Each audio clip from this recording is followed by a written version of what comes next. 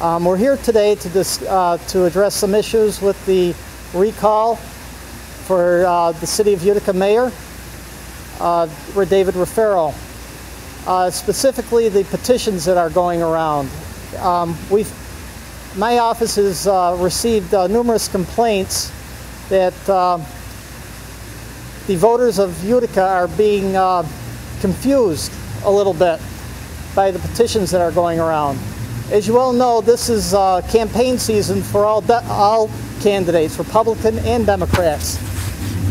The people have signed the recall petition and have been confused, thinking that this was a petition to get candidates on the ballot for November's election. So we're here to clear this up. The voters of Utica need to know what they're signing. They need to look at this. I've had a couple people call us and say they didn't know exactly what they were signing. They thought they were signing for candidates. And they were very upset after learning they signed a recall petition.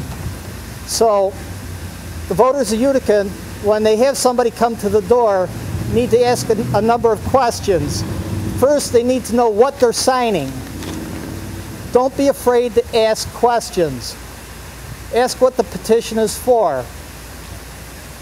If they're still further confused, don't be afraid to call the Board of Elections at 798-5761. If you want to sign a recall petition, be careful. There's also been complaints of people soliciting money for the group that's collecting the petitions. It's okay to ask the person who's carrying the petitions their name. That's important also. Like, there's also been issues with some of the immigrant population who's had language barriers. They thought they were signing a candidate's petition and they signed a recall petition. So we do have a real problem here in the City of Utica, and we'd like to clear this up. Mr. Delachase. You said that you were alerted to some of this just by phone. You just didn't show up in your office. How did you first come across this? By telephone. As I said, I'm the city chairman. I have a number of committee people working for me. I stumbled across a couple as I was collecting petitions today. Now, about how many would you say? So you have several people call. Are we talking about, 1 to 10, a dozen, or are we talking multiple? We've had about 10 people call. About 10 people. But for every 10, there's much more. How can you be sure that the soliciting money, how do you know that's attributed to the recall? The people who've called said they were solicited money. They were asked for a donation. And do they have a name of the petitioner? No, when they come to the doors, usually people who are signing the petition have a number of things going on. If you've ever collected petitions for a political candidate, people just want to get to the door, quickly sign the petition, and get going with their lives. They want to do their civic duty, but they try to have some trust in the person coming to the door, which makes the committeeman or the person that's working for their political candidate, they try to put some trust in that. So are you saying that they're misleading these people into saying what they're signing? They're not explaining stuff? They need to explain better what they're there for. Is there any possibility that these are people who signed and either changed their mind or were influenced to change their mind and say we didn't sign this? That's a possibility. Did the people who called say they actually did sign the petition? So one person did sign it and was upset that they signed it. How do they know that that's the petition? If they thought Because somebody came back and said they only had one petition with them, and they realized it was a recall petition. And you say they're going door to door?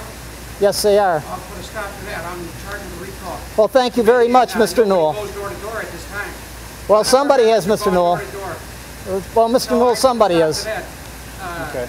Thank you. Is there any way that the committee can actually confirm that these are people affiliated with with the actual recall? Exactly. They're carrying the petitions. Is there, what do you have to say to anybody who may say that this may be a diversionary tactic to get people to not sign this petition? Exactly. I can't comment on that. Has the mayor had any comment on it? No, not at all. Like a little old lady calling the mayor's Miss office. Kelly. I have a question. One of the things that you said was that that there's a language barrier. Now, one of my understanding is that to be a voter here, you have to be an American citizen. Right. One of the requirements to be an American citizen is to speak English. And so, where's the confusion coming in? Yeah. How did you get to be a registered voter if you don't understand English? Exactly. Well, as you know, Ms. Kelly, their English is they do speak English, but when you speak quickly, they will sometimes have a problem. There is still a language barrier. I know, but I think, like I said, I speak a little bluntly, but I think that one of the requirements, since it is, true. we need to make sure that if we're checking the box saying that we're American citizens, that we really are, and that we've met the requirements to be American Good. citizens. That's a good point, Ms. Kelly. Yeah.